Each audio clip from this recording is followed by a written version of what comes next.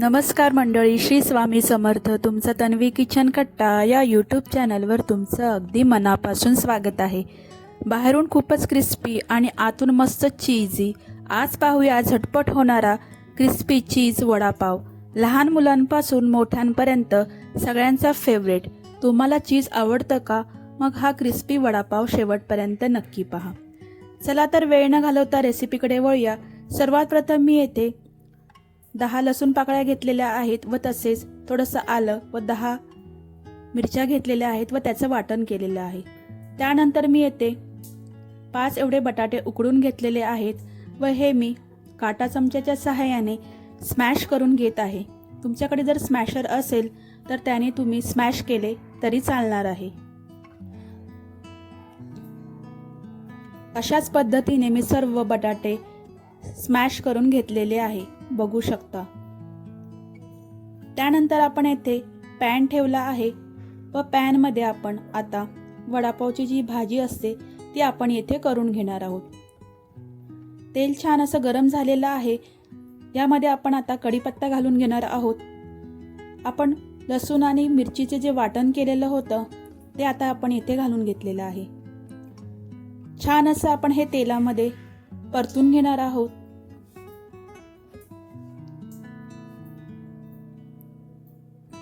तत्पूर्वी जर तुम्ही माझ्या चॅनलवर नवीन असाल तर नक्की माझ्या चॅनलला सबस्क्राईब करा. व्हिडिओ आवडल्यास लाईक करा आणि व्हिडिओ कुठून पाहत आहात नक्की मला कमेंट करून सांगा. छान असं आपलं परतून झालेलं आहे. आता यामध्ये मी पाव चमचा एवढी हळद घातलेली आहे. ही देखील मी छान अशी तेलामध्ये परतून घेतलेली आहे. आता आपण जो उकडून स्मॅश केलेला बटाटा आहे तो आता आपण यामध्ये घालून घेणार आहोत.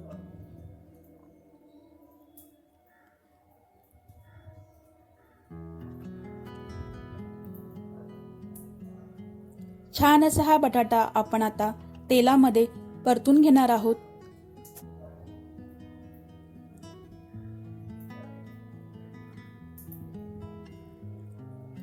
सर्व मिश्रण आपल्याला एकत्र असं छान असं परतून घ्यायचं आहे.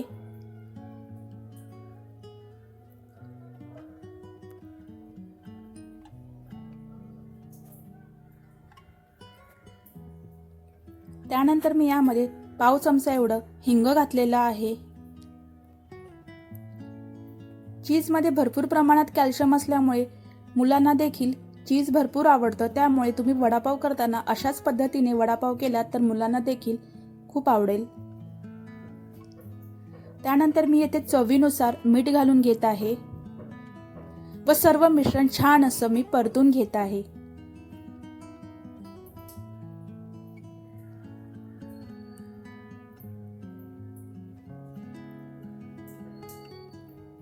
एकजीव असं आपलं मिश्रण छान असं परतून झालेलं आहे, तुम्ही पाहू शकता. आता यामध्ये आपण बारीक चिरून घेतलेली कोथिंबीर अशी घालणार आहोत व सर्व मिश्रण परत एकजीव असं मिश्रण करणार आहोत. आपली बटाट्या वड्याची भाजी येथे रेडी झालेली आहे, तुम्ही बघू शकता. आता आपण येथे चटणी करणार आहोत जी आपण वडापावला लावणार आहोत. त्यासाठी मी येथे घेतलेले आहे एक छोटी वाटी मी ओलं खोबरं घेतलेलं आहे. सर्वात प्रथम मी येथे लसूणच्या पाकळ्या 8 ते 10 घातलेल्या आहेत. त्यानंतर मी एक छोटी वाटी ओलं खोबरं घेतलेलं आहे. त्याचे काप करून मी यामध्ये घातलेले आहेत.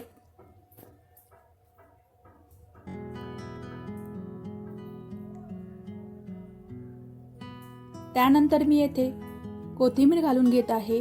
कोथिंबीर स्वच्छ पाण्याने धुवून घेतलेली आहे. त्यानंतर मी येथे 7 ते 8 हिरव्या मिरच्या तोडून घातलेल्या आहेत. तुम्ही मिरच्यांचे प्रमाण तुमच्या आवडीनुसार कमी जास्त करू शकता. त्यानंतर मी येथे भाजलेली चणा डाळ थोडीशी पाववाटी घातलेली आहे व पाववाटी शेंगदाणे घातलेले आहेत. कच्चे शेंगदाणे मी येथे वापरलेले आहे व चवीनुसार मी येथे साखर वापरलेली आहे. छान अशी आपली चटणी येथे तयार झालेली आहे, तुम्ही बघू शकता. चला तर आपण वड्यासाठी बॅटर करूया. त्यासाठी मी येथे 2 मोठे कप एवढं बेसन पीठ घेतलेलं आहे. तुम्ही तुमच्या अंदाजानुसार बेसनचं पीठ घेऊ शकता. त्यानंतर मी यामध्ये पाव चमचा एवढी हळद घातलेली आहे व चवीनुसार मीठ घातलेलं आहे. लागेल तसं आपण यामध्ये पाणी घालून मिश्रण आपण छान असं हलकं करून घ्यायचं आहे. आपल्याला मिश्रण जास्त घट्ट किंवा जास्त पातळ देखील करायचं नाही.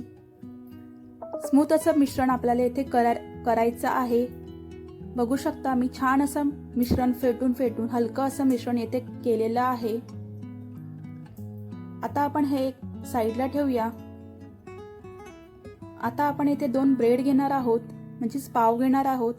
हे असेच मध्ये सुरीच्या साहाय्याने कट करायचे आहे किंवा तुम्ही हाताने देखील काढून घेऊ शकता. त्यानंतर जी आपण चटणी केलेली आहे ती आपण याला लावून घेणार आहोत. छान अशी चटणी ती आपण एक साईडला लावून घ्यायची आहे.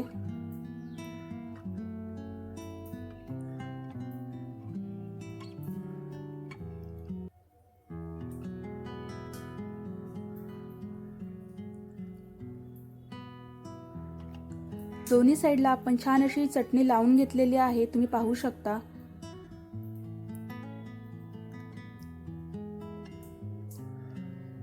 त्यानंतर आपण जी वड्यासाठी भाजी केलेली आहे त्याचं गोल असं मिश्रण करून, म्हणजे गोल असे वडे करून किंवा टिक्की करून आपण यामध्ये ठेवणार आहोत.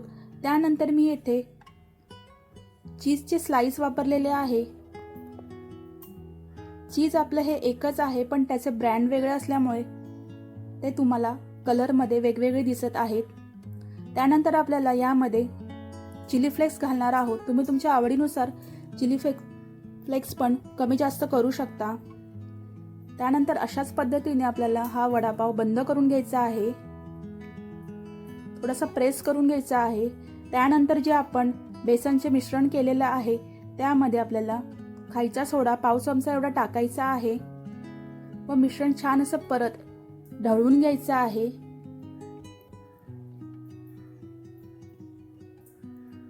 चमच्याने उचलल्यावर आपलं बेसनचं मिश्रण असं पडत आहे, म्हणजेच आपलं परफेक्ट मिश्रण येथे तयार झालेलं आहे, तुम्ही पाहू शकता.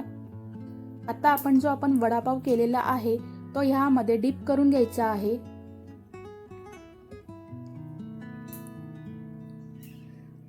व त्यानंतर एका ताटामध्ये ब्रेड क्रम्सचा चुरा आपल्याला घ्यायचा आहे व हा वडापाव जो आहे तो त्यामध्ये पूर्ण कोट करून घ्यायचा आहे. छान असं ब्रेड क्रम्स दोन्ही साईडनी छान असं ह्याला लावून घ्यायचं आहे.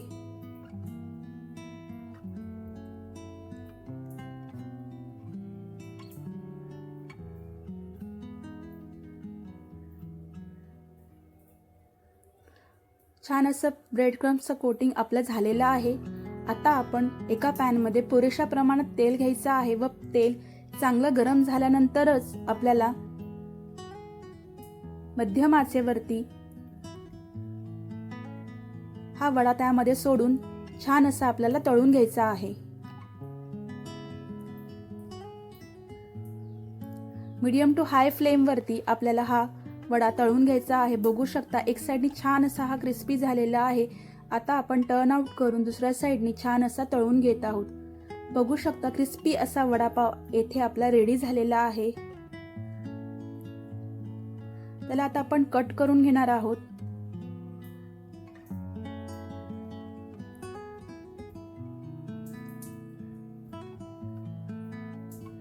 क्रिस्पी आणि चीज टाकलेला वडापाव येथे तयार झालेला आहे.